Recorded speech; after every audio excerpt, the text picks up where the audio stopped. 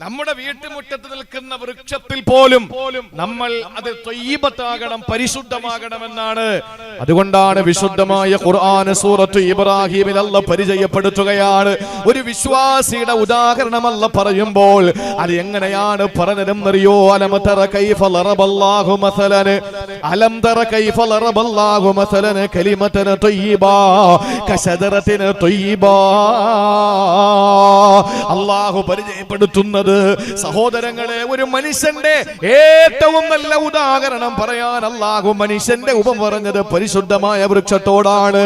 പരിശുദ്ധമായ വൃക്ഷത്തോട് മനുഷ്യനെ ഉപമിച്ചിരിക്കുകയാണ് അല്ലാഹു തആല. അലം തറ കൈഫ ലറബല്ലാഹു മസലൻ കലിമതൻ ത്വയ്യിബാ കശദറത്തിൻ ത്വയ്യിബത്തിൻ അസ്ലുഹാ സാബിതുൻ വഫറഉഹാ ഫിസ്സമാ തുഅതി ഉകുലഹാ കുല്ല ഹീനിൻ ബിഇദ്നി റബ്ബിഹാ. സൂറത്ത് ഇബ്രാഹീമിൽ അല്ലാഹു പരിചയപ്പെടുത്തുകയാണ്. ഒരു മുസ്ലിമിന്റെ ഉദാഹരണം അല്ലാഹു പറഞ്ഞത് എന്തിനെ പറഞ്ഞുകൊണ്ടാണെന്നറിയോ? ഒരു മുസൽമാന്റെ ഉദാഹരണത്തെ പറയാൻ അല്ലാഹു തആല ആ വീടിനെ ഉദാഹരിച്ചില്ല, ആ നാട്ടിലെ പള്ളിയെ ഉദാഹരിച്ചില്ല. അല്ലാഹു പറഞ്ഞത് എന്താണ്? കശദറത്തിൻ ത്വയ്യിബാ, കശദറത്തിൻ ത്വയ്യിബാ, ഒരു പരിശുദ്ധമായ വൃക്ഷമാണത്രേ. അല്ലാഹു പരിശുദ്ധമായ വൃക്ഷമെന്ന് പരിചയപ്പെടുത്തുന്നു. ഏതാണ് പരിശുദ്ധമായ വൃക്ഷം? അത് മുഅ്മിനാണ്. എന്നിട്ട് അല്ലാഹു പറഞ്ഞത് അസ്ലുഹാ സാബിതുൻ, അതിന്റെ വേരുകൾ, അടിവേരുകൾ, താഴ്വേരുകൾ ഉറച്ചതാണ്. വഫറഉഹാ ഫിസ്സമാ, അതിന്റെ ശിഖരങ്ങൾ ഇങ്ങനെ മാനമുട്ട ഉയർന്നു നിൽക്കുകയാണ്. പടച്ചവന്റെ കൽപ്പനയനുസരിച്ച് അതിന്റെ ഫലം എല്ലാ പ്രാവശ്യവും അല്ലാഹുവിന്റെ അടിമകൾക്ക് കൊടുത്തുകൊണ്ടിരിക്കുകയാ. കർഷകന് അതിന്റെ ഫലം എല്ലായ്പ്പോഴും കിട്ടിക്കൊണ്ടിരിക്കുകയാണ്. ചിന്തിക്കണേ സഹോദരങ്ങളെ, ഈ ഉദാഹരണം ആരെ പറ്റിയാണല്ല പറഞ്ഞതെന്നറിയോ? ചിന്തിക്കുക. ശജറത്തിന് തയ്യിബാ, പരിശുദ്ധ വൃക്ഷമെന്ന് പറഞ്ഞാൽ അത് ഞാനാണ്, അത് നിങ്ങൾ ഓരോരുത്തരുമാണ്. എന്തേ അല്ലാഹു ഉദാഹരിച്ചതെന്നറിയോ? അസ്ലുഹാ സാബിതുൻ എന്ന് പറഞ്ഞാൽ അടിവേര് താഴ്വേര് ഭൂമിയിൽ ഉറച്ചിരിക്കുന്നു എന്ന് പറഞ്ഞാൽ ഹൃദയത്തിലെ വിശുദ്ധമായ കലിമ ഉറച്ചു എന്നാണ്. വഫറഉഹാ ഫിസ്സമാ, അതിന്റെ ശിഖരങ്ങൾ ആകാശമുട്ട ഉയർന്നു നിൽക്കുന്നു എന്ന് പറഞ്ഞാൽ സഹോദരങ്ങളെ, അമലുകൾ എങ്ങനെ കയറി പോകണമെന്ന, അമലുകൾ എങ്ങനെ കയറി ആകാശത്തിലേക്ക് പോകണമെന്ന, ഓരോ ദിവസവും നമ്മുടെ അമലുകൾ എങ്ങനെ വാനലോകത്തേക്ക് കയറി പോകണമെന്നാണ്. എന്നിട്ട് അല്ലാഹ് പറഞ്ഞതെന്താണ്? തുഅതി ഉകുലഹാ കുല്ല ഹീനിൻ ബിഇദ്നി റബ്ബിഹാ, എല്ലാ കർഷകർക്കും ആവശ്യമായത് എല്ലാ സമയത്തും ഫലമായി കൊടുക്കുന്ന ഒരു മനോഹരമായ വൃക്ഷം പോലെ ഞാൻ ഈ നാട്ടിലുള്ള ജനങ്ങൾക്ക്, ആണുങ്ങൾക്ക്, പെണ്ണുങ്ങൾക്ക്, ഹിന്ദുക്കൾക്ക്, ക്രിസ്ത്യാനികൾക്ക്, മതമുള്ളവന് ഇല്ലാത്തവന് ഞാൻ ഉപകാരിയാകണമെന്ന. സഹോദരങ്ങളെ, കർഷകർക്ക് യഥേഷ്ടം ഭക്ഷണം കൊടുക്കുമ്പോൾ, യഥേഷ്ടം ഫലം കൊടുക്കുമ്പോൾ ഒരു വിശ്വാസി എങ്ങനെയാകണം? അവന് പരിശുദ്ധമായ കാര്യങ്ങൾ ചെയ്യണമെന്ന, അവന്റെ നോട്ടം പരിശുദ്ധമാകണം, അവന്റെ ഭാഷണം പരിശുദ്ധമാകണം, അവന് എല്ലാം, അവനിൽ നിന്ന് മറ്റുള്ളവരെ നേരിടുന്നത് മുഴുവൻ പരിശുദ്ധമാകണം, ത്വയ്യിബാകണമെന്ന. എന്റെ പ്രിയപ്പെട്ട സഹോദര, ഒരു നിമിഷം ഒന്ന് ചിന്തിക്ക്. നമ്മെ സംബന്ധിച്ചിടത്തോളം അല്ലാഹു നമ്മളെ ഉദാഹരിക്കാൻ വേണ്ടി പറഞ്ഞത് പരിശുദ്ധമായ വൃക്ഷമാണെങ്കിൽ ആ വൃക്ഷത്തിന്റെ അടിവേര് താഴ്വേര് ഭൂമിയിൽ ഉറച്ചതുപോലെ എന്റെയും നിങ്ങളുടെ ഹൃദയത്തിൽ ഈമാൻ ഉണക്കണമെന്നാണ്. അതിന്റെ ശിഖരങ്ങൾ വാനലോകത്തേക്ക് തലയെടുപ്പോടെ നിൽക്കുന്നത് പോലെ നമ്മുടെ അമലുകൾ ആകാശത്തിലോട്ട് കയറി പോകണമെന്ന. ഓരോ ദിവസം നമ്മുടെ അമല് കയറിപ്പോണ്ടേ. വ്യാഴാഴ്ചയും തിങ്കളാഴ്ചയും അമലുകൾ കയറി പോകുന്ന, ആ അമലുകൾ ആകാശത്തിലേക്ക് ഉയർന്നു പോകുന്ന ദിവസമാണത്രേ പ്രിയപ്പെട്ടവരെ. അതുകൊണ്ട് തന്നെ വ്യാഴാഴ്ച അമലുകൾ ഉയർത്തപ്പെടുമ്പോ അന്ന് നോമ്പ് സുന്നത്താക്കി. ആഴ്ചയിൽ ഒരു ദിവസം വ്യാഴാഴ്ച അമലുകൾ കയറി പോകുന്നു. ഓരോ ദിവസവും സുബഹിന് ശേഷവും അസറിന് ശേഷവും അമലുകൾ ഉയർത്തപ്പെടുകയാണ്. അസറിന് ശേഷം സുബഹിക്ക് ശേഷവും അമലുകൾ ഉയർത്തപ്പെടുന്നു. അതുകൊണ്ടാണ് സുബഹിക്കും ആ മഗ്രിബിന്റെ സമയത്തും അസറിന്റെ സമയത്ത് സുബഹിന്റെ സമയത്തും ഈ രണ്ട് വഖത്ത് നമസ്കാരത്തില് ജമാഅത്ത് നഷ്ടപ്പെടുത്താൻ പാടില്ല. സുബഹിയും അസറും എന്താ കാര്യം എന്നറിയോ? നമ്മുടെ പള്ളിയില് ഈ സുബഹിക്കും അസറിനും നമ്മൾ കാണാത്ത അള്ളാഹുവിന്റെ മാലാകന്മാരുടെ സാന്നിധ്യമുണ്ട്. രണ്ട് വഖത്ത്. എന്താ കാര്യം? മഗ്രിബിനും ഇശാക്കൊക്കെ ഉണ്ടാവും. പക്ഷെ അസറിനും സുബഹിക്കും വരുന്ന മലക്കുകൾ വേറെ സ്വഭാവക്കാരായ മലക്കുകളാണ്. 2 ഷിഫ്റ്റാണ്. ഇന്നിപ്പോ നമ്മളാണല്ലോ 8 മണിക്കൂർ ജോലി. 8 മണിക്കൂർ ജോലി. രാവിലെ 4 മണിക്ക് കയറിയാൽ വൈകുന്നേരം ഉച്ചക്ക് ഇറങ്ങാം അല്ലെ? 8 മണിക്ക് കയറിയാൽ വൈകുന്നേരം 4 മണിക്ക് ഇറങ്ങാം. 4 മണിക്ക് കയറിയാൽ പിറ്റേന്ന് രാവിലെ ഇറങ്ങാം. ഷിഫ്റ്റ് ആയിട്ട് നമ്മളിപ്പോ ജോലിക്കാരെ നിയമിക്കാറുണ്ട് ഓഫീസുകളിൽ. ആദ്യമായി ഷിഫ്റ്റ് ആയിട്ട് ജോലിക്കാരെ നിയമിച്ചത് അള്ളാഹുവാ നമുക്ക് പരിചയപ്പെടുത്തി തന്നത്. സുബഹി നമസ്കാരത്തില് രാത്രി ഡ്യൂട്ടി ഇട്ട മലക്കുകൾ തിരിച്ച് കയറി പോകുന്ന സമയമാണ്. ഏത്? സുബഹി നിസ്കാരം കഴിഞ്ഞിട്ട്. സുബഹി നിസ്കാരം ജമാഅത്തായി നമസ്കരിക്കുമ്പോ ആ സമയത്ത് അള്ളാഹുവിന്റെ മലക്കുകൾ, ഏത് മലക്കുകൾ? എനിക്ക് തലേ ദിവസം രാത്രി എന്റെ എല്ലാ കൃത്യമായ എന്റെ അമലുകൾ രേഖപ്പെടുത്താൻ വേണ്ടി അള്ളാഹു നിയോഗിച്ച മലക്ക് സുബഹിക്ക് ജമാഅത്തിൽ എന്നോടൊപ്പം കൂടും. എന്നിട്ട് എന്ത് ചെയ്യും? ആ മലക്ക് രാത്രിയുടെ ഡ്യൂട്ടി കഴിഞ്ഞിട്ട് സുബഹി കഴിഞ്ഞ ഒരൊറ്റ പോക്ക ആകാശത്തിലേക്ക്. അപ്പോ ഇതേ സുബഹി വഖത്തിന് രാവിലത്തെ ഡ്യൂട്ടിയുള്ള മലക്കുകളും പള്ളിയിലെത്തുന്നു. കാരണം അവര് പോയ ഉടനെ ഈ ഡ്യൂട്ടി അവരേറ്റെടുക്കുകയാണ്. ഇനി ഈ രാത്രി ഇപ്പൊ സുബഹി കഴിഞ്ഞ് പോയ മലക്കുകളുണ്ടല്ലോ, ആ മലക്കുകൾ അടുത്ത അസറിന്റെ വഖത്തിനാണ് ഇറങ്ങി വരുന്നത്. അസറിന്റെ വഖത്തിന് വന്ന് കൂടും. അപ്പോ ഈ ഡ്യൂട്ടി ഏറ്റെടുത്ത മലക്കുകള്, സുബഹിക്ക് ശേഷം ഏറ്റെടുത്ത മലക്കുകൾ അസർ നിസ്കാരത്തിന് ജമാഅത്തിൽ കൂടിയിട്ട് അവര് കയറി പോകും. അപ്പോ ഈ മലക്കുകൾ 2 ഷിഫ്റ്റിലുള്ള മലക്കുകളും നമ്മോടൊപ്പം ഹാജരാകുന്ന 2 വഖത്തുകൾ സുബഹിയും അസറുമാണ്. അപ്പോ നമ്മുടെ ജീവിതത്തിൽ എന്ത് വില കൊടുത്തും ഏത് പ്രതിസന്ധി ഉണ്ടായിരുന്നാലും ഈ സമയത്ത് നമസ്കാരം നമ്മൾ മുടക്കാൻ പാടില്ല. കാരണം അള്ളാഹുവിന്റെ അടുക്കൽ രാത്രിയുടെ ഡ്യൂട്ടിയുള്ള മലക്കുകൾ കയറി ചെല്ലുമ്പോ അള്ളാഹ് ചോദിക്കും, നീ വന്നപ്പോൾ എന്റെ അടിമ എന്ത് ചെയ്യുന്നു? നിസ്കാരത്തിലായിരുന്നു. ഏത്? സുബഹി. ശരി, നീ ഇന്നലെ ചെന്നപ്പോ അവൻ എന്തായിരുന്നു? നിസ്കാരത്തിലായിരുന്നു. ഏത്? തലേ ദിവസത്തെ അസർ. അതുപോലെ അടുത്ത മലക്കിനോടും ചോദിക്കും. അപ്പൊ ഓരോ ദിവസവും അമലുകൾ ഉയർത്തപ്പെട്ടുകൊണ്ടിരിക്കുന്നു. ഒരു ആഴ്ചത്തെ മുഴുവനായിട്ടുള്ള അമലുകൾ വ്യാഴാഴ്ച ഉയർത്തപ്പെടും. അപ്പോ ജീവിതത്തിൽ നമ്മുടെ അമലുകൾ ഉയർന്നു പോകണം. അതാണ് പരിശുദ്ധ വൃക്ഷത്തിന്റെ ശിഖരങ്ങളെ ഉപമിച്ചിരിക്കുന്നത്. ഇനി പറയുന്നത് എന്താ? തൂതി ഉകുലഹാ കുല്ലഹീൻ. എപ്പോഴും അതിന്റെ കർഷകന് ഫലം കൊടുത്തുകൊണ്ടിരിക്കുന്ന മനോഹരമായ വൃക്ഷം. നമ്മളും അങ്ങനെ ആകണം. എങ്ങനെ? എല്ലാവർക്കും ഗുണം ഉണ്ടാകണം. നമ്മളെ കൊണ്ട് ഗുണം ഉണ്ടാകണം.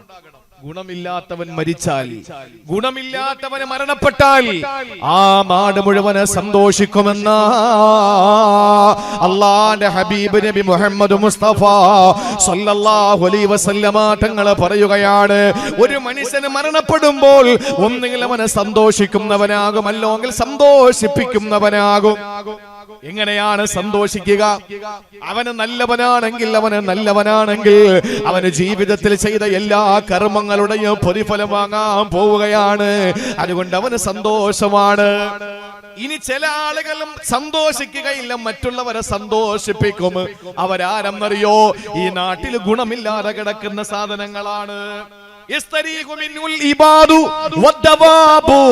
ആ നാട്ടിലെ ജനങ്ങൾ മുഴുവനും സന്തോഷിക്കുന്നവന്റെ മരണത്തിൽ, ഈ നാട്ടിലെ ഈ കോഴികൾ പോലും, ഈ നാട്ടിലെ നായകൾ പോലും, ഈ നാട്ടിലെ ആട്ടിൻകുട്ടികൾ പോലും സന്തോഷിക്കുമെന്നാണ് നമ്മുടെ മരണത്തിൽ.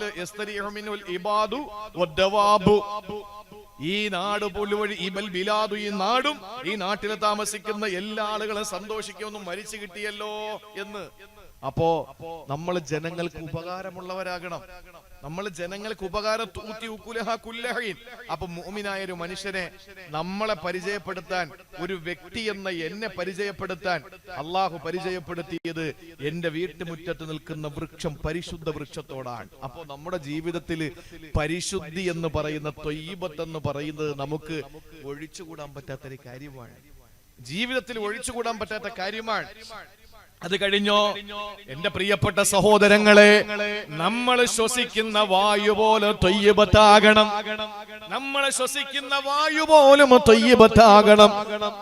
നമ്മുടെ നാടായാ പോരാ, മണ്ണായാ പോരാ, വൃക്ഷങ്ങളായാ പോരാ, നമ്മൾ ശ്വസിക്കുന്ന വായു പോലെ പരിശുദ്ധമാകണം. അതിന് പറയുന്നത് റീഹുൻ ത്വയ്യിബ. വിശുദ്ധമായ ഖുർആനിൽ അല്ലാഹു പരിചയപ്പെടുത്തിയല്ലോ സൂറത്ത് യൂനുസിലൂടെ. അല്ലാഹ് പറയുകയാണ് ഹുവല്ലദീ യുസയ്യിറുകും ഫിൽ ബർരി വൽ ബഹരി ഹത്താ ഇദാ കുന്തും ഫിൽ ഫുൽകി വജറൈന ബിഹിം ബിരീഹിൻ തയ്യിബാ വഫരിഹൂ ബിഹാ. സഹോദരങ്ങളെ, കപ്പലിൽ യാത്ര ചെയ്യുന്നവരെ പറ്റി അല്ലാഹ് പരിചയപ്പെടുത്തുകയാ. ഹുവല്ലദീ യുസയ്യിറുകും ഫിൽ ബർരി വൽ ബഹരി, കരയിലെ കടലിലും നിങ്ങളെ യാത്ര ചെയ്യിപ്പിക്കുന്നവനാണ് അല്ലാഹ്. ഹത്താ ഇദാ കുന്തും ഫിൽ ഫുൽകി, നിങ്ങൾ കപ്പലിലായി കഴിഞ്ഞാൽ വജറൈന ബിഹിം, നിങ്ങളെ കൊണ്ട് ആ കപ്പൽ ഇങ്ങനെ സഞ്ചരിക്കുമ്പോ എങ്ങനെയാണ് സഞ്ചരിക്കുന്നത്? ബിരീഹിൻ തയ്യിബാ, പരിശുദ്ധമായ കാറ്റ് വന്നിട്ട് കപ്പലിനെ ഇങ്ങനെ കൊണ്ടുപോവുകയാ. പരിശുദ്ധമായ കാറ്റ് വന്ന് കപ്പലിനെ കൊണ്ടുപോവുകയാ. സഹോദരങ്ങളെ, പരിശുദ്ധമായ കാറ്റെന്ന് പറഞ്ഞാൽ ഇളം തെന്നലാണ്. ആ ഇളം തെന്നൽ വന്ന് ആ കപ്പലിനെ കൊണ്ടുപോകുമ്പോ സഹോദര ഫരിഹൂ ബിഹാ, അതിനകത്തുള്ള ആളുകളൊക്കെ സന്തോഷിക്കുകയാണ്. എന്തുകൊണ്ടെന്നറിയോ? യാതൊരു അപകടവും ഇല്ലാതെ കപ്പൽ സുസജ്ജമായി മുന്നോട്ട് പോവുകയാ. അതിന്റെ ചാനലിലൂടെ, സമുദ്രത്തിന്റെ സാഗരത്തിന്റെ ചാനലിലൂടെ അതിങ്ങനെ മുന്നോട്ട് ഗമിക്കുമ്പോ സഹോദരങ്ങളെ, മനോഹരമായ യാത്ര ചെയ്യാൻ ലക്ഷക്കണക്കിന് ആയിരക്കണക്കിന് യാത്രക്കാരെയും എത്രയോ ടൺ ഭാരം വഹിച്ചുകൊണ്ട് കപ്പൽ ഇങ്ങനെ യാത്ര ചെയ്യുമ്പോൾ തൊട്ടുടനെ അല്ലാഹ് പറയുന്നത് അവര് സന്തോഷം അതിക്രമിച്ചു പോയി. അവരുടെ സന്തോഷം അതിര് വിട്ടുപോകുമ്പോ അവസാനം സംഭവിക്കുന്നത് എന്തെന്നറിയോ? അവസാനം സംഭവിക്കുന്നത് ഒരു കൊടുങ്കാറ്റ് വന്ന കപ്പലിനെ തകർത്ത് കളയുകയാണ്. ഒരു കൊടുങ്കാറ്റ് വന്ന് കപ്പലിനെ തകർത്ത് കളയുകയാണ്. സഹോദരങ്ങളെ, അവിടെ കൊണ്ടുപോകുന്ന കാറ്റിനെ, ഇളം തെന്നലിനെ പരിചയപ്പെടുത്തിയത് റീഹനു തയ്യിബ എന്ന പരിശുദ്ധമായ കാറ്റെന്ന് പറഞ്ഞുകൊണ്ടാ. നമ്മുടെ ചുറ്റും അടിച്ചു വീശുന്ന കാറ്റ് കൊടുങ്കാറ്റായാ പോരാ, അടിച്ചു വീശുന്ന കാറ്റ് ഓക്കിയായാ പോരാ. സഹോദരങ്ങളെ, ഒരിക്കലും കൊടുങ്കാറ്റായ നമ്മുടെ ജീവിതത്തിന്റെ അവസ്ഥ തന്നെ താളം തെറ്റിപ്പോകും. നമ്മുടെ ജീവിതത്തിൽ കൊള്ളേണ്ട കാറ്റ് പരിശുദ്ധമായ കാറ്റാ. അന്തരീക്ഷം പോലും തയ്യിബത്താകണമെന്നാണ്. കഴിക്കുന്ന ഭക്ഷണത്തിൽ മാത്രമല്ല മുസ്ലിമേ, നമ്മുടെ ശരീരത്തിൽ കൊള്ളുന്ന കാറ്റ് പോലും പരിശുദ്ധമാകണമെന്നാണ്. ഇത് വിശുദ്ധമായ ഖുർആനിന്റെ സമീപനമാണ്. ഒരു മുസ്ലിമിന്റെ സമീപനമാണെങ്കിൽ കേട്ടോ, പരിശുദ്ധമായ കാറ്റടിച്ച് വീശുന്ന നാട്ടില്, പരിശുദ്ധമായ മണ്ണുള്ള നാട്ടില്, പരിശുദ്ധമായ വ്യക്തിത്വമുള്ള ഞാനും നിങ്ങൾ നല്ല ഒരു ഭവനമുണ്ടാക്കുമല്ലോ. നമ്മൾ എല്ലാവരും ആഗ്രഹിക്കുന്നത് ഒരു വീടാണല്ലോ. ആ വീട് എങ്ങനത്തെ വീടാകണം? മസാകിനു ത്വയ്യിബാ, അതും പരിശുദ്ധമായ മസ്കനാകണമെന്ന അവിടെയും അല്ലാഹു പരിചയപ്പെടുത്തിയത് ത്വയ്യിബത്തായ മസ്കനം എന്നാണ്.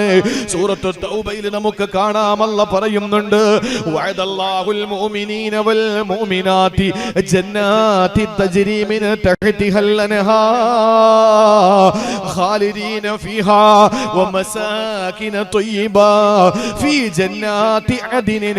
അല്ലാഹുവിന്റെ വിശുദ്ധമായ ഖുർആനിൽ സൂറത്തു തൗബയിലൂടെ അല്ലാഹ് പരിചയപ്പെടുത്തുകയാണ് വഅദല്ലാഹുൽ മുഅ്മിനീന വൽ മുഅ്മിനാ, എന്നെ മുന്നിരിക്കുന്ന മുഅ്മിനീങ്ങളെ, നിങ്ങളെ വൽ മുഅ്മിനാത്തിന്റെ, എന്നെ കേൾക്കുന്ന എന്റെ പ്രിയപ്പെട്ട സഹോദരിമാരാകുന്ന മുഅ്മിനത്തുകളായ വിശ്വാസിനികളായ ഒരു സമൂഹത്തിന് അല്ലാഹ് കൊടുക്കുന്നത് എന്തെന്നറിയോ? അല്ലാഹ് വാഗ്ദാനം ചെയ്യുകയാണ് ജന്നാത്തിനെ തജ്രി മിൻ തഹ്തിഹൽ അൻഹാർ, അടിവാരത്തെ കളകളാരവം മുഴക്കുന്ന അരുവികളുള്ള തോട്ടങ്ങളല്ല നൽകുന്നതാണ്. ആ തോട്ടങ്ങൾ മാത്രമല്ല, സ്വർഗമെന്ന് പറഞ്ഞാൽ ഒരിക്കലും കൊട്ടാരമാണെന്ന് ചിന്തിക്കണ്ട. സ്വർഗമെന്ന് പറഞ്ഞാൽ അതിനർത്ഥം തോട്ടമെന്നാണ്. സ്വർഗമെന്ന് പറഞ്ഞാൽ ഒരിക്കലും കൊട്ടാരമാണെന്ന് കരുതണ്ട. നമ്മൾ കരുതുന്നത് എന്താണ്? സ്വർഗം എന്ന് പറഞ്ഞാൽ വെള്ള കൊട്ടാരം അല്ലല്ല. സ്വർഗം എന്ന് പറഞ്ഞാൽ തോട്ടം, ജന്നത്ത്. അതുകൊണ്ടാണ് പള്ളി വെച്ചു കൊടുക്കുന്നവന് എന്താ പറഞ്ഞത്?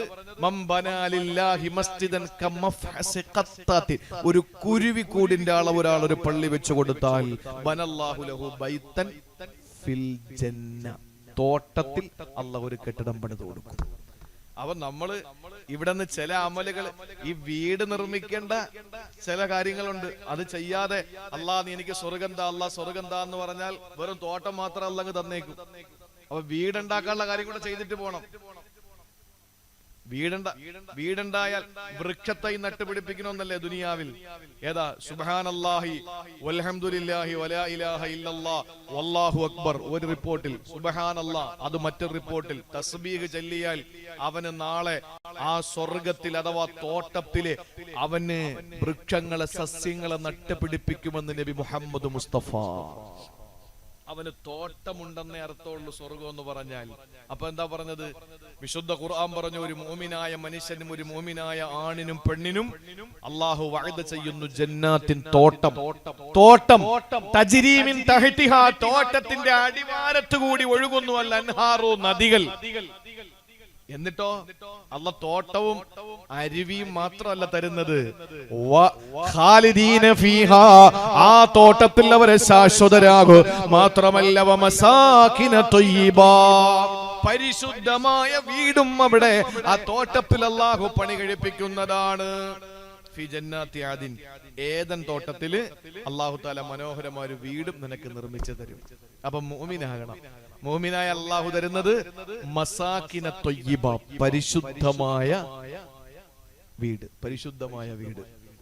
എന്നാൽ ആ സ്വർഗത്തിന്റെ പരിശുദ്ധിയുള്ള ഭൂമിയിലെ ചില ഇടങ്ങളുണ്ട്, അതും ത്വയ്യിബത്തായ മസ്കനാണ്. അതേതാണ്? നമ്മുടെ പള്ളി അത് പരിശുദ്ധമല്ലേ?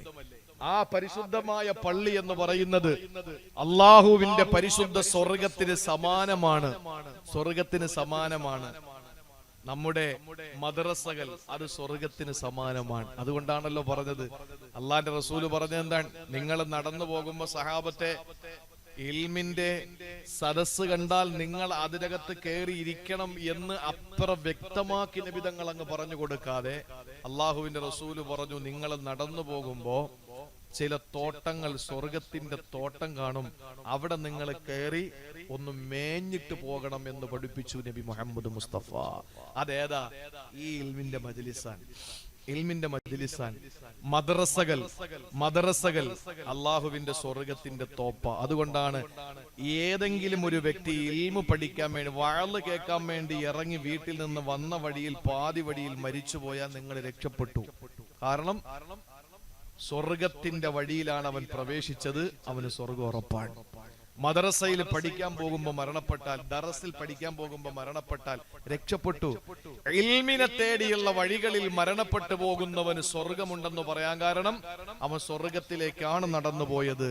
നമ്മുടെ മദ്രസകൾ സ്വർഗ സമാനമാണ്, നമ്മുടെ പള്ളികൾ സ്വർഗ സമാനമാണ്, നമ്മുടെ വീടുകൾ സ്വർഗ സമാനമാണ്. നമ്മുടെ വീടുകൾ സ്വർഗ സമാനമാണ് അല്ലേ? നമ്മുടെ വീടുകൾ സ്വർഗ സമാനമാണ്, ഒരു സംശയവും വേണ്ട. എന്താണ് അള്ളാഹു വിശുദ്ധ ഖുർആനിലൂടെ പറഞ്ഞത്? യാ ആദമുസ്കുൻ അൻത വസൗജുകൽ ജന്ന, നിങ്ങൾ സ്വർഗത്തെ നിങ്ങൾ നിങ്ങളുടെ ഭാര്യ കൂടി മസ്കനാക്കിക്കോ. മസ്കൻ എന്ന് പറഞ്ഞാൽ വീട്. അപ്പൊ സ്വർഗത്തെ നിങ്ങൾ മസ്കനാക്കിക്കോ എന്ന് പറഞ്ഞാൽ ഭാര്യയും ഭർത്താവും അള്ളാഹുവിന്റെ വിധിവിലക്കുകൾ അംഗീകരിച്ച് ജീവിക്കുന്ന ഒരു വീട് സ്വർഗമാണ്. ഒരു സംശയം അക്കാര്യത്തിൽ വേണ്ട.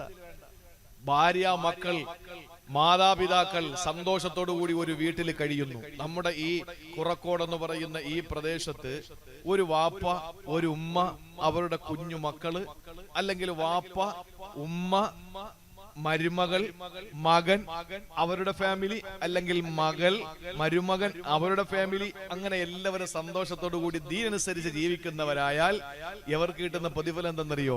നാളെ മരണപ്പെടുമ്പോ ജന്നാത്തു അദിനിൻ യദ്ഖുലൂനഹാ, ഈ പറഞ്ഞ അദിൻ, ജന്നാത്തു അദിനിൻ, ഈ പറഞ്ഞ സ്ഥലം ഉണ്ടല്ലോ, എവിടെ? ഇപ്പൊ തൊട്ടു മുമ്പ് പറഞ്ഞ എന്താണ്? വമസാകിന ത്വയ്യിബതൻ ഫീ ജന്നാത്തി അദിൻ, ഏദൻ തോട്ടത്തിൽ നിങ്ങൾക്ക് പരിശുദ്ധ ഭവനം തരുമെന്ന് പറഞ്ഞു. ആ ഭവനത്തിൽ പോകാൻ കാരണം ജന്നാത്തു അദിനി യദ്ഖുലൂനഹാ വമൻ സലഹ മിൻ ആബാഇഹിം വഅസ്വാജിഹിം വദുരിയാതിഹിം, വിശുദ്ധ ഖുർആൻ. അവന്റെ കുടുംബം, ഭാര്യയാണെങ്കിൽ ഭർത്താവ്, ഭർത്താവാണെങ്കിൽ ഭാര്യ, മക്കള്, മാതാപിതാക്കൾ എല്ലാവരോടൊപ്പം സുഖമായിട്ട് അവര് സ്വർഗത്തിൽ താമസിക്കുമെന്നാണ്. അപ്പൊ അവിടെ പോകണമെങ്കിൽ ഇവിടെ നമ്മുടെ വീട് സ്വർഗമാകണം. നമ്മുടെ വീട് സ്വർഗമാകണം. അതിന് നമ്മുടെ വീട് ത്വയ്യിബത്താകണം, നമ്മുടെ ഭവനം ത്വയ്യിബത്താകണം. എന്റെ പ്രിയപ്പെട്ടവരെ, നാട് ത്വയ്യിബത്തായ പോരാ, നമ്മുടെ നാട് ത്വയ്യിബത്തായ പോരാ, നമ്മുടെ മണ്ണ് ത്വയ്യിബത്തായ പോരാ, നമ്മുടെ വീട്ടിന്റെ മുന്നിൽ നിൽക്കുന്ന വൃക്ഷം ത്വയ്യിബത്തായ പോരാ. ആ വൃക്ഷത്തിൽ തഴുകി തലോടി പോകുന്ന ഇളം തെന്നലാകുന്ന ആ കാറ്റുകൾ പരിശുദ്ധമായ പോരാ. നമ്മുടെ വീട് പരിശുദ്ധമാകണ്ടേ. പരിശുദ്ധമായ ഭവനമായാൽ നാളെ അള്ളാന്റെ സ്വർഗലോകത്ത് ആ കുടുംബാദികളോടൊപ്പം നാളെ കിടക്കാൻ പറ്റുമെന്നാണ് എന്റെ പ്രിയപ്പെട്ടവരെ. അങ്ങനെ വീടായി, ഒരു നാടായി, നാട്ടിലെ മണ്ണായി, ഒരു മനോഹരമായ വീടായി, വീടിന്റെ മുറ്റത്ത് മരങ്ങളായി, എല്ലാമായി. ഇനിയൊരു കല്യാണം കഴിക്കണ്ടേ? ഇനിയൊരു കല്യാണം കഴിക്കണ്ടേ? ഇനിയൊരു വിവാഹം കഴിക്കണം. അതിനെന്താ വേണ്ടത്? കഴിക്കാൻ പോകുന്ന പെണ്ണും ത്വയ്യിബത്താകണം. കഴിക്കാൻ പോകുന്ന പെണ്ണും, ഇത് എത്രയും ഖുർആനാണ് ഈ പറയുന്നത്. കഴിക്കുന്ന ഫുഡ് ഹലാൽ ഫുഡ് മാത്രമല്ല, അത് മനസ്സിലാക്കാൻ വേണ്ടി ഞാൻ പറയാൻ. നിങ്ങൾ വിവാഹം കഴിക്കുന്ന പെണ്ണ് അതാകണം, ത്വയ്യിബത്താകണം. അതാണ് അല്ലാഹ് സൂറത്തുൻ നിസായിലൂടെ പറഞ്ഞത്, ഫൻകിഹൂ മാ ത്വാബ ലക്കും മിനൻ നിസാ മസ്നാ വസുലാസ വറുബാ ഫഇൻ ഖിഫ്തും അല്ലാ തഅദിലൂ ഫവാഹിദാ. അല്ലാഹ് പറയുകയാണ്, ഫൻകിഹൂ, നിങ്ങൾ നിക്കാഹ് കഴിക്കുക, മാ ത്വാബ ലക്കും, നിങ്ങൾക്ക് പരിശുദ്ധമായതിനെ. ത്വാബ എന്ന് പറഞ്ഞാൽ ത്വയ്യിബത്തായതിനെ. ത്വാബ എന്ന് പറഞ്ഞാൽ പരിശുദ്ധമായതിനെ. സ്ത്രീകളിൽ നിന്ന് പരിശുദ്ധവതികളെ കല്യാണം കഴിക്കണം. ഗൗരവത്തോടെ കേൾക്കണേ, ഒരല്പം ഒന്ന് ശ്രദ്ധിക്കണം. ഇന്ന് പാർലമെന്റിൽ തീരുമാനം വന്നോ ഇല്ലെന്ന് അറിയില്ല. വന്നാ എന്ത് പറഞ്ഞേ? 2 ദിവസം 2 വർഷം 2 വർഷം കഴിഞ്ഞ്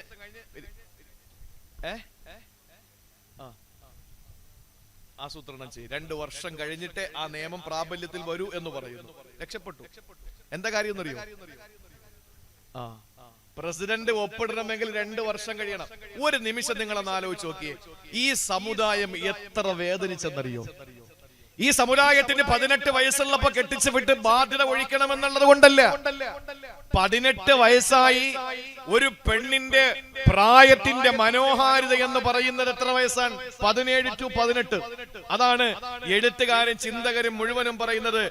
മധുര 21കാരി എന്ന് പറയില്ല, പറയുന്നത് എന്താ? മധുര 17 എന്ന് പറഞ്ഞ എന്താണ്? ആ പ്രായമാണ് നല്ല പ്രായം.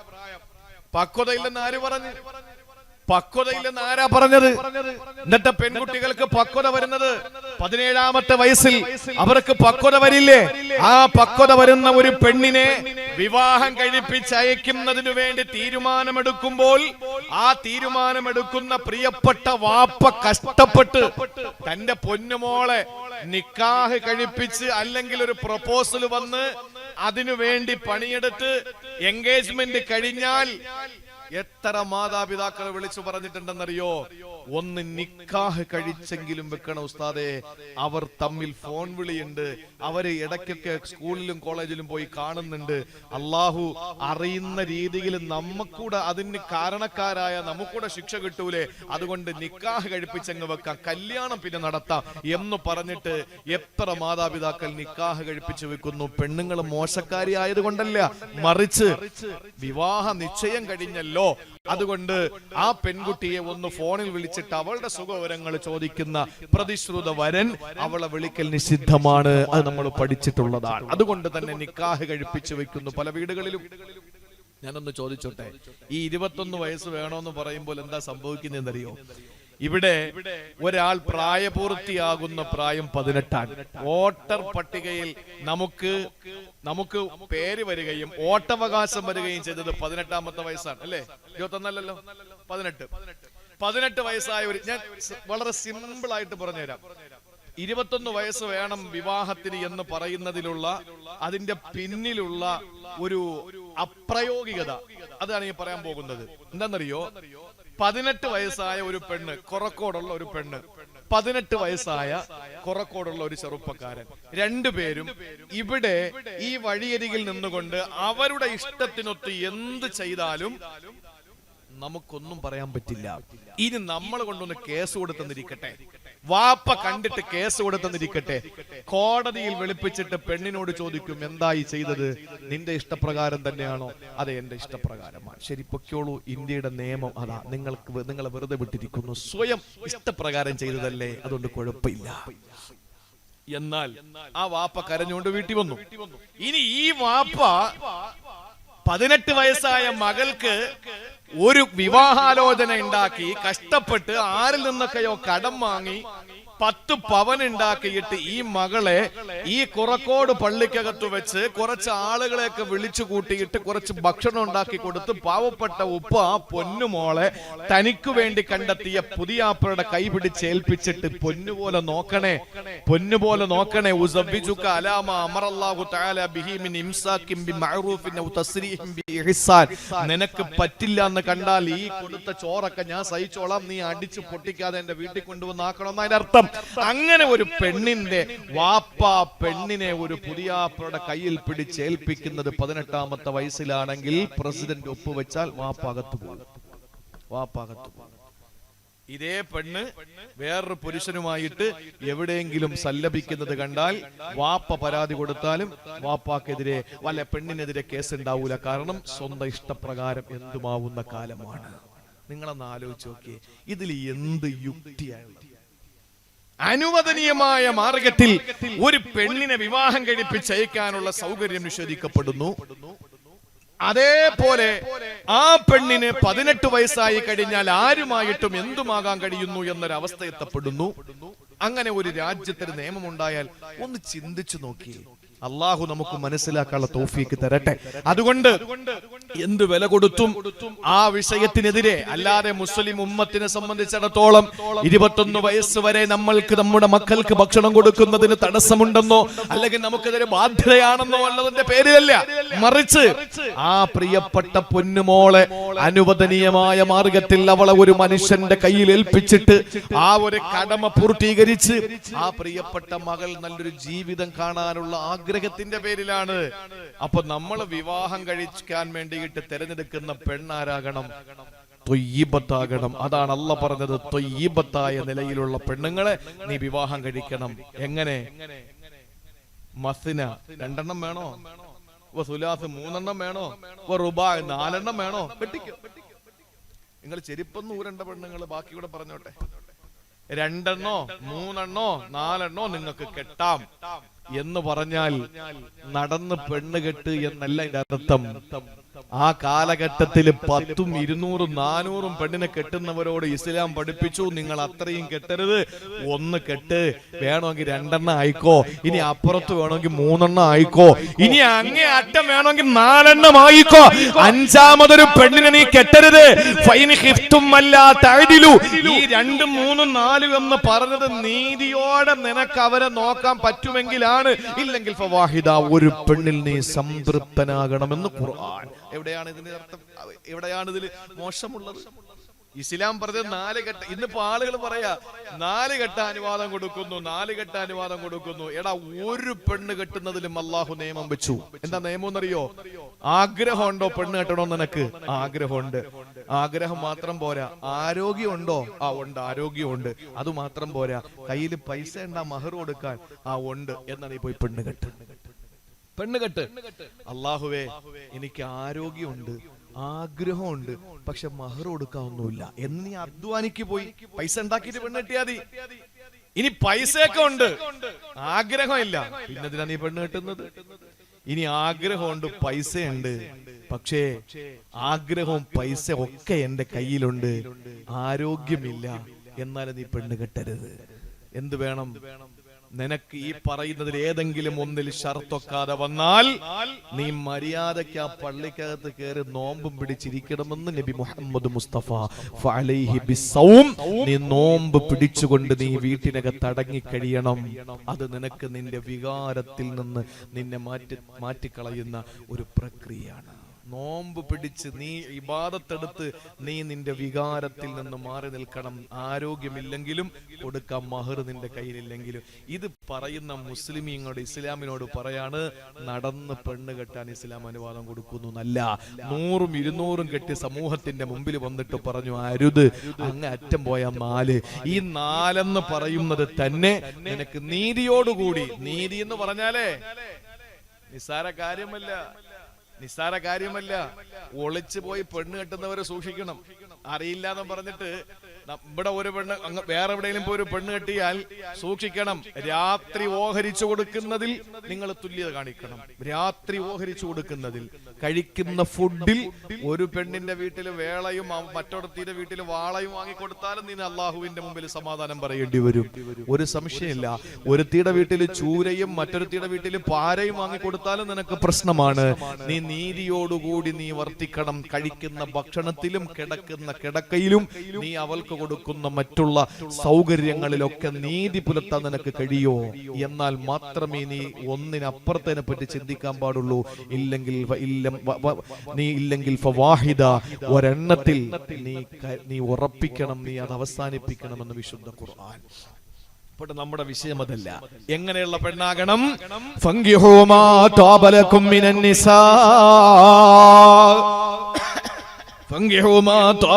മിനൻ നിസാ, പെണ്ണുങ്ങളിൽ ത്വയ്യിബത്തായതിനെ നീ കല്യാണം കഴിക്കണമെന്ന വിശദീകരിക്കുന്നില്ല പ്രിയപ്പെട്ടവരെ. അപ്പൊ വീട്ടിനകത്തൊരു ഭാര്യ വന്നു, ആ ഭാര്യയും ത്വയ്യിബത്തായി, അത് കഴിഞ്ഞാൽ പിന്നെ ഉള്ളതെന്താണ്? ആ ഭാര്യയോടൊപ്പം തന്റെ ജീവിതത്തില് അള്ളാഹു 1 കൊല്ലം കഴിയുമ്പോ 9 മാസം 10 ദിവസം കഴിയുമ്പോ നിനക്ക് തരുന്നത് പൊന്നുമക്കളാണ്. ആ മക്കളും ത്വയ്യിബത്താകണമെന്ന മഹാനായ സക്കരിയാ നബി അലൈഹിസ്സലാമിന്റെ ദുആ പഠിപ്പിക്കുന്നത്. സക്കരിയാ നബി അലൈഹിസ്സലാം ദുആ ചെയ്തു. എന്തിനാ ദുആ ചെയ്തതെന്നറിയോ സഹോദരങ്ങളെ? ഒരു സന്താനത്തിന് വേണ്ടി സക്കരിയാ നബി ദുആ രക്കുകയാണ്. ഖാല റബ്ബി ഹബിലി മിൻ ലദുങ്ക ദുർരിയതൻ ത്വയ്യിബാ, പടച്ചവനെ ത്വയ്യിബത്തായ സന്താനത്തെ എനിക്ക് തരണേ അല്ലാ. അവിടെയും ത്വയ്യിബത്തിനെയാണ് പറഞ്ഞത്.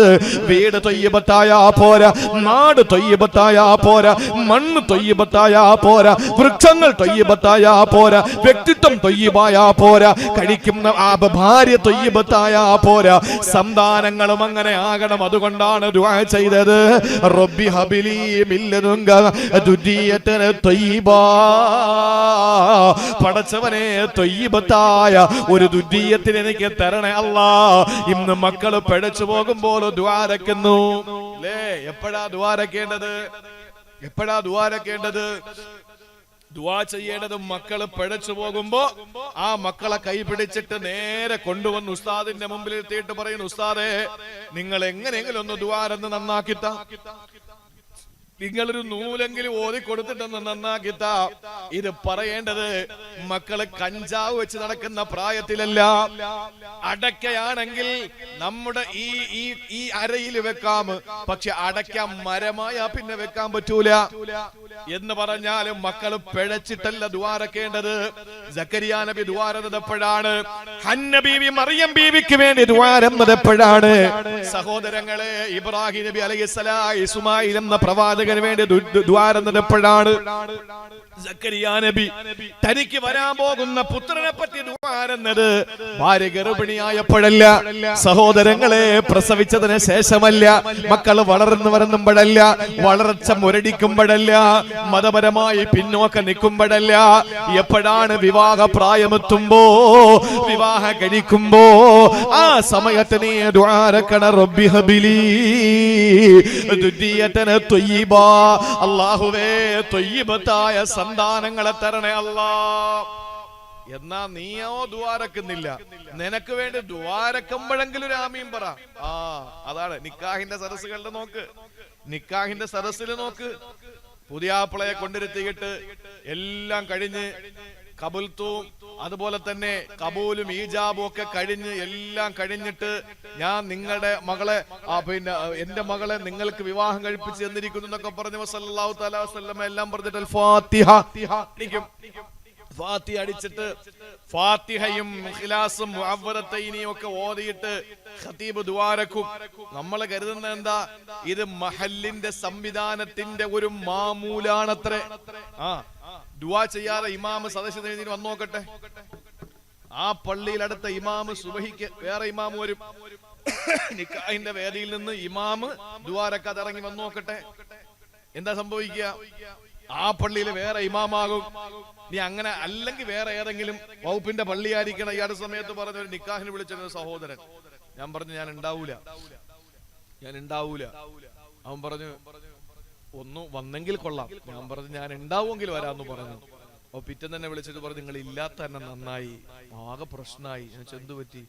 അവര് ദുആ ചെയ്യാത്ത കൂട്ടരാ. അവര് ഈ നിക്കാഹ് കഴിഞ്ഞിട്ട് എനിക്ക് ഒരറ്റ പോക്ക്, ഒരറ്റ ഓട്ടം. അവര് പുതിയാപ്പിളക്ക് പിന്നെ ഈ ദുആ അരന്നാൽ എന്ത്, ചെയ്തില്ലെങ്കിൽ എന്ത്? എടാ നീയോ ദുആരക്കുന്നില്ല, റബ്ബി ഹബിലി ദുരിയത്തൻ ത്വയ്യിബ, നീ ദുആരക്കുന്നില്ല. എന്നാൽ നിനക്ക് വേണ്ടിയിട്ടല്ലേ ഇമാം ദുആരക്കുന്നത്? അല്ലാഹുവേ അല്ലാഹുമ്മ ഖ്രിജ് ലഹുമാ ദുരിയത്തൻ ത്വയ്യിബതൻ തൻഫഉ ലഹുമാ ഫിദ്ദുനിയ വൽ ആഖിറ, ആഖിറത്തിലും ദുനിയാവിലും ഉപകരിക്കുന്ന മക്കളെ നീ കൊടുക്കണേ ഈ രണ്ട് ദമ്പതികൾക്ക് എന്ന് പറഞ്ഞ് ദുആരക്കുമ്പോൾ യവ ഇങ്ങനെ ആരൊക്കെ വന്നു ആരൊക്കെ വന്നില്ല വായി നോക്കി ഇങ്ങനെ ഇരിക്കായിട്ട് പിന്നെ ഷൂവും കോട്ടൊക്കെ ഇട്ടിട്ട് യവ ഇരുന്ന് ആമീൻ ആത്മാർത്ഥ. നീയോ ചെയ്യുന്നില്ല, നിനക്ക് വേണ്ടി ചെയ്യുമെങ്കിൽ ഒരു ആമീനെങ്കിലും പറഞ്ഞൂടെ? ഇത് ഇങ്ങനെയാണ് ദുആരക്കുന്നതെന്ന് അറിയണ്ടേ? എനിക്ക് എന്റെ ഭാര്യയും ഞാൻ ഭാര്യയെ സ്വീകരിക്കാൻ പോകുന്ന ഇന്നത്തെ ദിവസത്തിൽ എനിക്കുണ്ടാകുന്ന അല്ലെങ്കിൽ ഞങ്ങളുടെ രാത്രികളിൽ ഞങ്ങൾക്ക് റബ്ബ് തരാൻ പോകുന്ന കുഞ്ഞ് സന്തോഷമുള്ള അനുഗ്രഹീതനായ കുഞ്ഞാകാൻ വേണ്ടിയിട്ടാണ് ഈ മൊയ്ലിയാരെ ദുആരക്കുന്നത് എന്ന സാമാന്യ ഓർമ്മയെങ്കിലും ബോധമെങ്കിലും ചെറുപ്പക്കാർക്ക് വേണ്ടേ? അതുകൊണ്ട് പള്ളികളിൽ കൃത്യമായി കല്യാണത്തിന് മുമ്പ് അവർക്ക് വിവാഹവുമായി ബന്ധപ്പെട്ട നല്ലൊരു ക്ലാസ് കൊടുക്കാനുള്ള സംവിധാനങ്ങൾ ഉണ്ടാക്കണം. പള്ളികൾ വെറും ബാങ്ക് വിളിക്കാനും നിസ്കരിക്കാനും മാത്രമാക്കിയ പോരാ. പള്ളികൾ ഈ നാടിന്റെ സെക്രട്ടേറിയറ്റ് മന്ദിരമാണ്. ഈ കുറക്കോട് എന്ന് പറയുന്ന ഈ മുള്ളിക്കാടുള്ള ഏതെങ്കിലും ഒരു പാവപ്പെട്ട ഹിന്ദു പട്ടിണി കിടന്നാൽ, ഒരു ക്രിസ്ത്യാനി പട്ടിണി കിടന്നാൽ, ഒരു മുസ്ലിം പട്ടിണി കിടന്നാൽ അവർക്ക് നാളെ എന്ത് സൗകര്യം ചെയ്തു കൊടുക്കാമെന്നതിനെ പറ്റി ആലോചിക്കേണ്ട ഇസ്ലാമിന്റെ ഈ നാടിന്റെ സെക്രട്ടേറിയറ്റ് മന്ദിരമാണ് ഈ കാണുന്ന പള്ളി. ആ പള്ളിക്കകത്ത് വെച്ച് ഇവിടത്തെ ദാരിദ്ര്യ നിർമ്മാർജ്ജനം മദീന പള്ളിയിൽ ഹബീബായ നബി തങ്ങൾ പിരിവെടുത്തിട്ടുണ്ട്. വിശദീകരിക്കാൻ സമയമില്ല. അപ്പൊ ഒരു പള്ളി എന്ന് പറയുന്നത് കേവലം നമസ്കാരത്തിനും ബാങ്കിനും മാത്രമല്ല. പള്ളികൾ ഒരു നാടിന് ആവശ്യമായ എല്ലാം ഉണ്ടാവണം. അള്ളാഹുവെ വടക്കോട്ടൊക്കെ പോയി കഴിഞ്ഞാൽ യാത്ര ചെയ്യുമ്പോ ഒന്ന് മൂത്രമൊഴിക്കാൻ ഇറങ്ങണമെന്ന് വിചാരിച്ച പള്ളി തുറന്നു കിടക്കും. കക്കൂസൊക്കെ ഗോദ്രജിന്റെ പൂട്ടിട്ടുണ്ടാവും. അതാണ് ഒരാള് എന്തെല്ലാം പ്രതീക്ഷയോടുകൂടി ആ പള്ളി കയറുന്നത്. ഒന്ന് മൂത്രമൊഴിക്കണം, പള്ളിയിലല്ല ബാത്റൂമില് മൂത്രമൊഴിക്കണം, എന്നിട്ട് ഒന്ന് ഒളു ചെയ്യണം, എന്നിട്ട് 2 റക്അത്ത് നിസ്കരിക്കണം. ഇതൊക്കെ നമ്മുടെ ആവശ്യമാണ്. അതൊക്കെ നമ്മുടെ പള്ളികളിലെ സൗകര്യം. അതിന് ഒരാളെ നിയമിക്കണം. അള്ളാഹ്ക്ക് പൈസ എന്തിനാണ്? പള്ളിയുടെ പൈസ അള്ളാഹ്ക്ക് എന്തിനാണ് എന്ന് പറയുന്നത് എന്താ? കമ്മിറ്റിക്കാർ പറയുന്നത് പൈസ വലുതായിട്ടൊന്നും പൈസ ഇല്ല. എന്തിനാ പൈസ? അള്ളാഹ്ക്ക് ലാഭം പിടിച്ചിട്ട് എന്ത് ചെയ്യാനാ? അള്ളാഹ്ക്ക് നീക്കിയിരിപ്പ് എന്തിനാണ്? ഈ പൈസ പൊതുജനങ്ങൾ കൊടുക്കുന്നത് പള്ളിയുടെ സുഗമമായ നടത്തിപ്പിന് വേണ്ടിയാണ്. നല്ല ഇമാമിനെ വെക്കണം, നല്ല മുഅദ്ദിനെ വെക്കണം, പള്ളി പരിപാലിക്കാൻ നല്ല അതിന്റെ പിന്നെ ശുചീകരണത്തിന് നല്ലൊരാളിനെ വെക്കണം. പരിശുദ്ധ ഹറമിൽ കണ്ടില്ലേ സഹോദരങ്ങളെ, സൗദി അറേബ്യയുടെ അതിന്റെ 90% റവന്യൂവും ഈ ഹറമുകളുടെ ആ നവീകരണത്തിന് വേണ്ടി വിനിയോഗിച്ചുകൊണ്ടിരിക്കാൻ. അവിടെ ചെന്ന പരിശുദ്ധ മസ്ജിദുൽ ഹറമിൽ കയറിയാൽ മത്താബ് വരെ നാവ് കൊണ്ടൊന്ന് നക്കി പോകാൻ വേണ്ടി തോന്നും നമുക്ക്. അത്രയും നല്ല ക്ലീനായി കിടക്കാൻ. എത്ര മനോഹരമാണ് അവരുടെ ക്ലീനിങ് തന്നെ. ആ ക്ലീനിങ് തൊഴിലാളികളെ ഒന്ന് തൊടുന്ന തന്നെ എത്ര പുണ്യമാണ്. ഒന്ന് ആലോചിച്ച് നോക്കൂ. പള്ളികൾ അങ്ങനെ ആക്കണം. ഇത് പള്ളിയിൽ ഒരു സൈഡിൽ പല്ലിത്തീട്ടം കിടക്കുന്ന, ഇവിടെ പിന്നെ കാട്ടിച്ചു വെച്ചിരിക്കുന്ന എന്തൊരു വൃത്തികേടാണ്. ഞാൻ പറയുന്നത് നമ്മുടെ പള്ളികളുടെ ലുക്ക് തന്നെ മാറണം. പള്ളിയിൽ നമ്മൾ കൃത്യമായി ആ പള്ളി നമ്മുടെ നാടിന്റെ തന്നെ എല്ലാ കേന്ദ്രവും ആ പള്ളിയാകണം. ഒരു നാട്ടിലൊരു വിഷയമുണ്ടായ പള്ളിയിലാണ് പരിഹരിക്കേണ്ടത്. അത് ഇന്നത്തെ തലമുറയ്ക്ക് അറിയില്ല. ഈ പണ്ടുള്ള ആളുകൾ പറയുന്നത് എന്താണെന്നറിയോ? എന്തെങ്കിലും പറഞ്ഞാൽ അങ്ങ് പള്ളി ചെന്ന് പറഞ്ഞാൽ മതി എന്ന് പറയുന്നതിന്റെ അർത്ഥം എന്താ? പണ്ടുള്ള ആളുകൾക്കറിയാം പരിഹാരം പള്ളിയിലാണെന്ന്. അവരുടെ നാട്ടിലെ മുഴുവൻ പ്രശ്നങ്ങളുടെയും പരിഹാരം, കടകളിലെ തർക്കങ്ങളുടെ പരിഹാരം പള്ളിയിലായിരുന്നു. ഇന്ന് പള്ളിയിലെ വിഷയത്തിന്റെ പരിഹാരം കടകളിലാണ് നടക്കുന്നത്. പള്ളിയിലെ ഇമാമിനെ പിരിച്ചു വിടുന്നതിന്റെ ചർച്ച നടക്കുന്ന ചായക്കടയിലാണ്. പണ്ടെങ്ങനായിരുന്നു? പള്ളികളുടെ പുറത്ത് നടക്കുന്ന മുഴുവൻ ചർച്ചകളുടെയും പരിഹാരം പള്ളിയിലാണ്. അതുകൊണ്ടാ പറയുന്നത് പണ്ട് പള്ളിയിൽ പോയി പറയണമെന്ന്.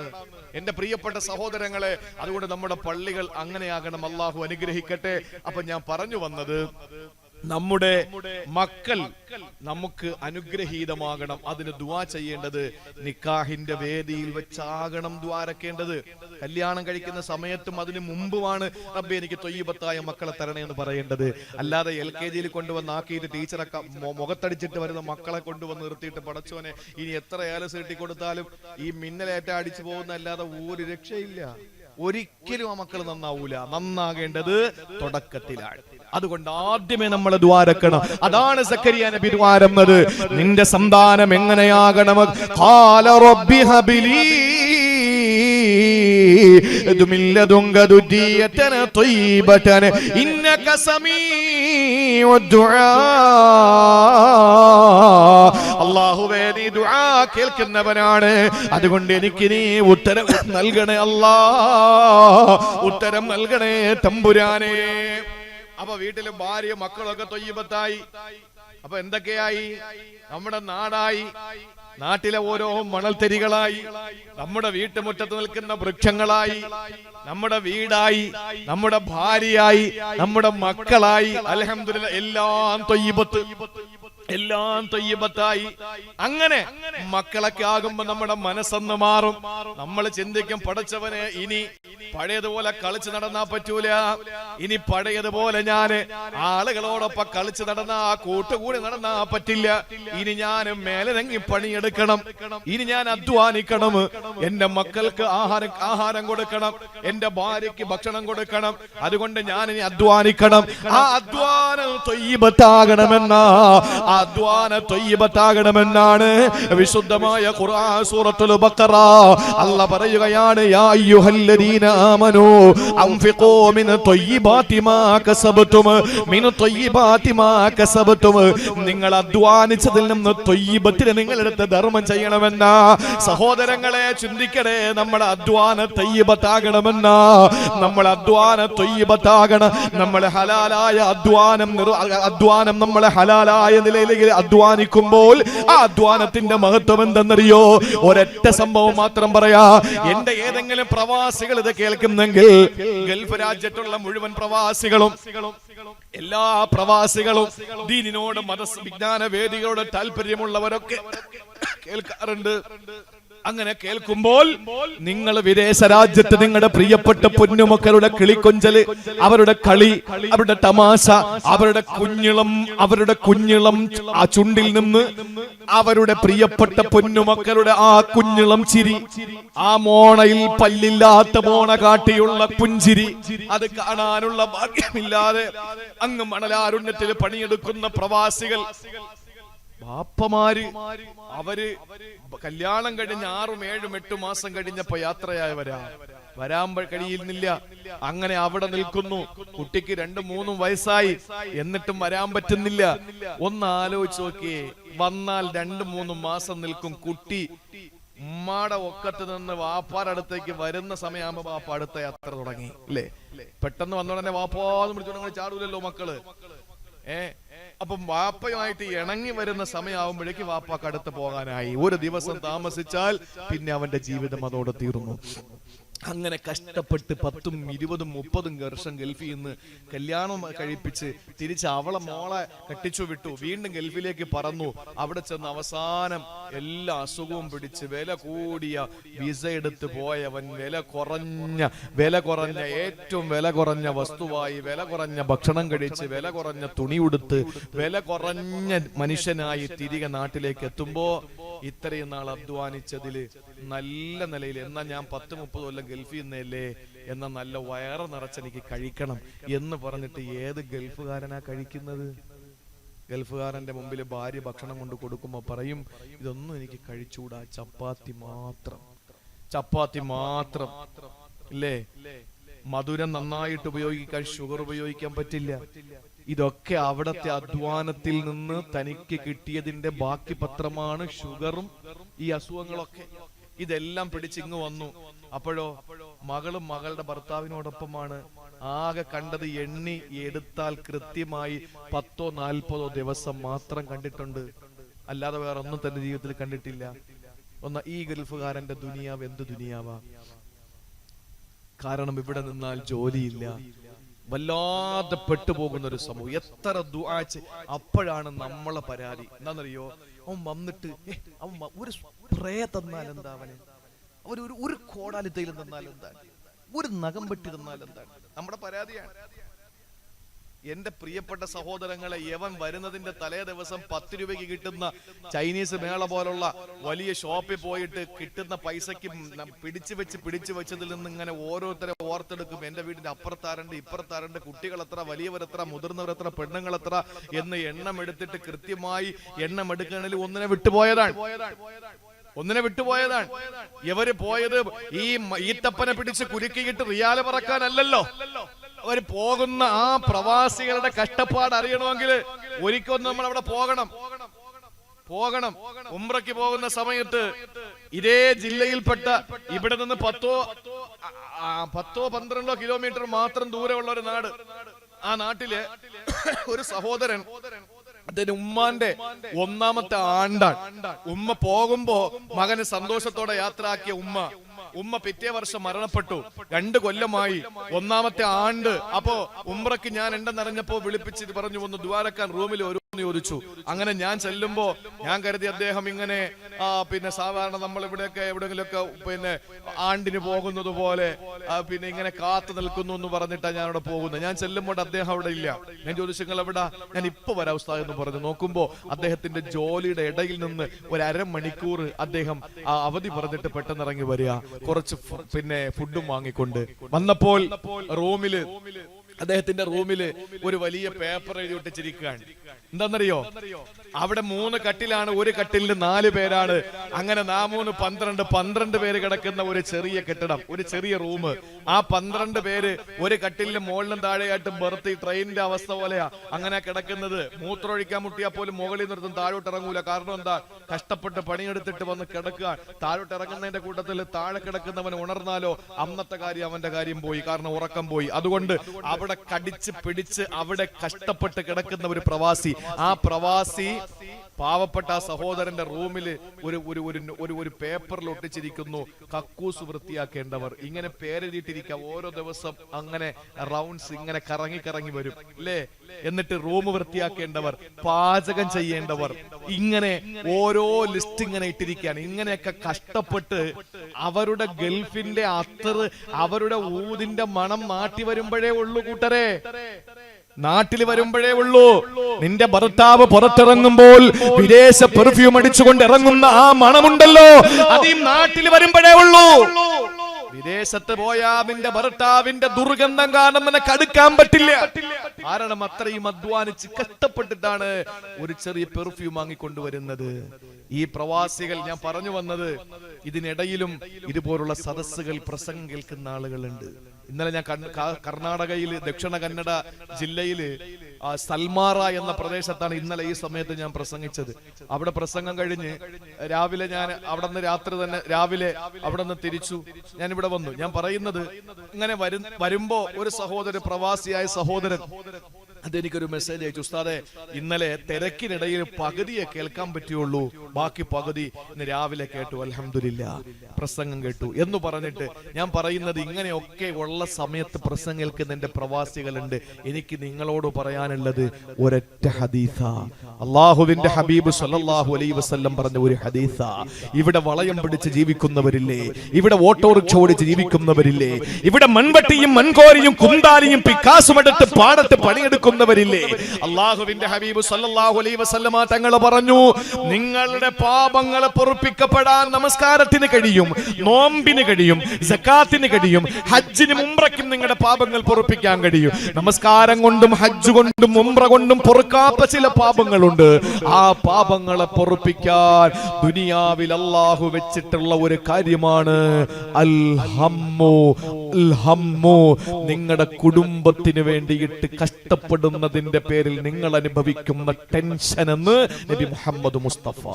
നിങ്ങളുടെ മക്കൾക്ക് വേണ്ടി നിങ്ങൾ അധ്വാനിക്കുന്ന, നിങ്ങൾ നാളെ റബ്ബേ പണി കിട്ടുമോ, പണിയെടുത്താൽ കൂലി കിട്ടുമോ എന്ന നിങ്ങളുടെ മനസ്സിന്റെ വ്യാകുലത ഉണ്ടല്ലോ, ആ മനസ്സിന്റെ ടെൻഷൻ, അത് ഹജ്ജ് കൊണ്ടും നോമ്പ് കൊണ്ടും പൊറുക്കപ്പെടാത്ത ചില പാപങ്ങളെ പൊറുപ്പിക്കാൻ നിങ്ങൾക്ക് ഈ മനസ്സിലെ കുടുംബത്തിന് വേണ്ടി അധ്വാനിക്കുമ്പോഴുള്ള നിങ്ങളുടെ മനസ്സിന്റെ ടെൻഷൻ കഴിയുമെന്ന് നബി മുഹമ്മദ് മുസ്തഫ. തീരുന്നില്ല. അള്ളാഹുവിന്റെ ഹബീബ് നിസ്കാര തഴമ്പുള്ള ഒരു മുസൽമാന്റെ, ഒരു സഹാബിയുടെ നെറ്റിത്തടത്തിൽ ചുംബനം കൊടുത്ത ചരിത്രം നമ്മൾ കേട്ടിട്ടില്ല. നോമ്പ് പിടിച്ച് ചുണ്ട് വരണ്ടുണങ്ങി തൊണ്ട പൊട്ടിപ്പോയ ഒരു സഹാബിയുടെ ചുണ്ടിൽ ചുംബനം കൊടുത്ത കാരുണ്യത്തിന്റെ തിരുദൂതരുടെ ചരിത്രം നമ്മൾ കേട്ടിട്ടില്ല. നബിതങ്ങൾ നടന്നു വരുമ്പോൾ ഒരു സഹാബി കയ്യിൽ എന്തോ കരുതി വെച്ചിരിക്കുന്നു. എന്താണെന്ന് ചോദിച്ചോ പറഞ്ഞു, മൺവട്ടിയാ നബിയെ. എവിടെ പോയി പ്രിയപ്പെട്ട സഹാബിയോട് ചോദിച്ചു. ഞാൻ എന്റെ മക്കൾക്ക് വേണ്ടി പണിയെടുക്കാൻ പോയതാ. ആ കൈ ഇങ്ങനെ പിടിച്ചു നോക്കിയപ്പോൾ ഇങ്ങനെ തഴമ്പ്, കായ്പ് ഇങ്ങനെ കായ്ച്ചു കിടക്കുക. ആ കൈ പിടിച്ചിട്ട് നബിതങ്ങൾ ആ കയ്യിൽ മുത്തം കൊടുത്തു. എന്നിട്ട് ആ കൈ പിടിച്ചിട്ട് സഹാബത്തിന്റെ നേരെ കാണിച്ചിട്ട് പറഞ്ഞു, സ്വർഗം കൈ നീട്ടി വാങ്ങുന്ന കൈ കാണണോ? ഈ കൈ അങ്ങനത്തെ സ്വർഗം വാങ്ങുന്ന കൈയാ. അധ്വാനിക്കുന്നവന്, കഷ്ടപ്പെടുന്നവന് അള്ള കൊടുക്കുന്ന കൂലി, എന്ത് നല്ല കൂലി അള്ള തരിക. നമ്മൾ തെങ്ങിൽ കയറുമ്പോ, വളയം പിടിക്കുമ്പോ, നമ്മൾ ഹാൻഡിൽ പിടിക്കുമ്പോ, നമ്മൾ കുന്താലി കൊണ്ട് കിളക്കുമ്പോ, നമ്മൾ എന്ത് ജോലിയാണോ, ഒരു ബിസിനസ് നടത്തി, ഒരു കച്ചവടം, ഒരു ചെറിയ സ്റ്റേഷനറി കട നടത്തി, ഒരു ചായക്കട നടത്തി, ആ സമയത്ത് ആളുകൾ വരുമ്പോൾ നമ്മൾ തൂക്കി കൊടുക്കുന്നു, പൈസ വാങ്ങിയിടുന്നു, ചായ ഒഴിച്ചു കൊടുക്കുന്നു. ഈ സമയത്ത് നമ്മൾ അനുഭവിക്കുന്ന, ഒരു ഹോട്ടൽ നടത്തുമ്പോൾ ആ പാകം ചെയ്യുന്ന സമയത്ത് നമ്മുടെ ശരീരത്തിലടിക്കുന്ന ചൂടുണ്ടല്ലോ, ഇതൊക്കെ നമ്മൾ അനുഭവിക്കുമ്പോൾ നമ്മുടെ പാപം അങ്ങനെ പുറത്തോണ്ടിരിക്കുകയാണ്. ഇത് എന്തിനായാൽ അള്ളാഹു അനുവദിച്ച മാർഗത്തിലൂടെ സമ്പാദിച്ചുകൊണ്ട് കുടുംബത്തിനെ പോറ്റാനാണെങ്കിൽ ആ സമ്പാദ്യം അത് ത്വയ്യിബത്താകണം. അള്ളാഹു അത്രയും പ്രതിഫലം ആ കാര്യത്തിന് കൊടുത്തിട്ടുണ്ട്.